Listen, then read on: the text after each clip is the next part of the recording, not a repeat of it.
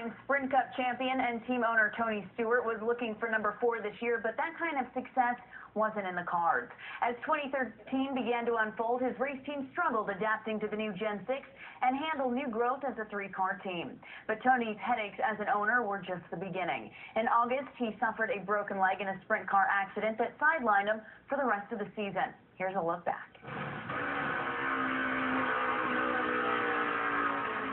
An 8-driver wreck took out Tony Stewart.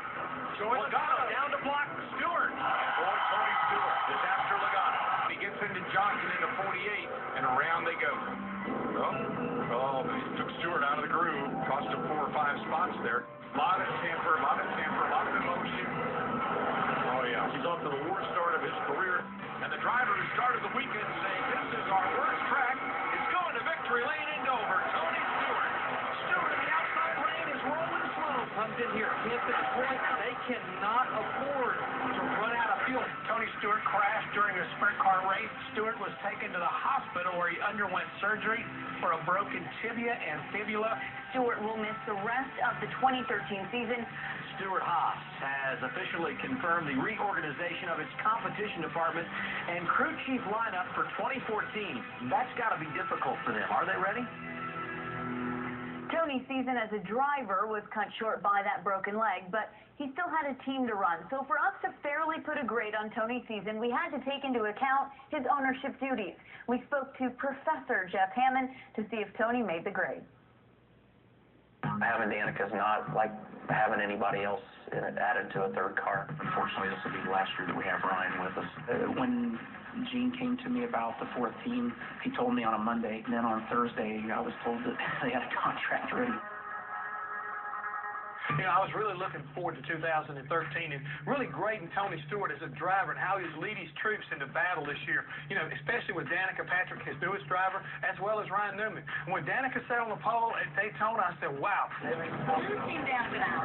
They're coming out with a vengeance already on the get-go. The Daytona 500 is underway. Starter speed is pretty good overall. I'm pretty happy. When Tony got hurt as a driver, I decided, well, I'm going to grade him now more as an owner, because when things get rough and you're not able there to be there to get the job done, you worry about your leadership. You worry about whether somebody can step up and make it happen. And at Stuart Haas Racing, I was very impressed with the way they did this. Driving like you stole it, dude. When Ryan Newman drove that number 39 car into victory lane in Indianapolis after being told he wouldn't be coming back in 2014, I was really impressed with Ryan, but I was also impressed with Stuart Haas Racing as a whole.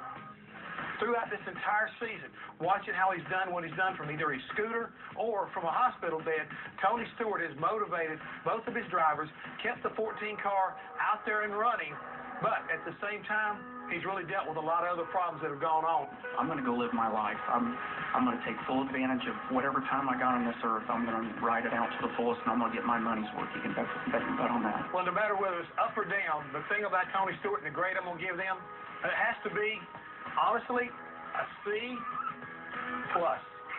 Through all he's been through this year, I think they've done a pretty darn good job, especially getting one car in the chase. Oh, good stuff, Jeff Hammond. Writing backwards, and I think Larry Mack stole your shirt. Well, I need to teach you that there's actually a button right up here that is scheduled to be buttoned, but I did think it looked awfully big on it. So.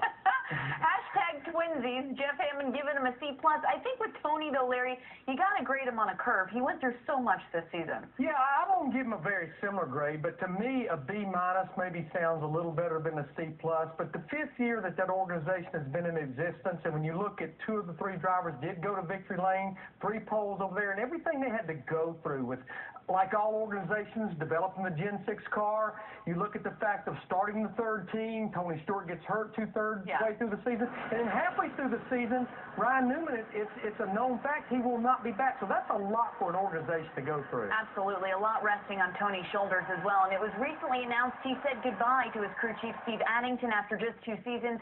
Steve released from the team now with Phoenix Racing. Tony will now be paired with Chad Johnston in 2014, who is Martin Truex's old crew chief.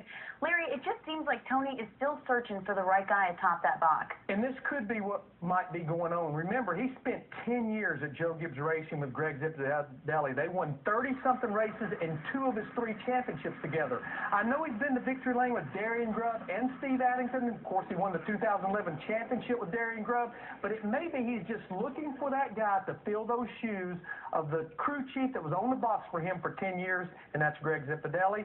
Maybe he finds him, maybe he doesn't. Yeah, Greg Zipadelli is still competition director at SHR. Adam, and as you know, Steve Addington, not the only guy who's had success with that organization and won't be back next season.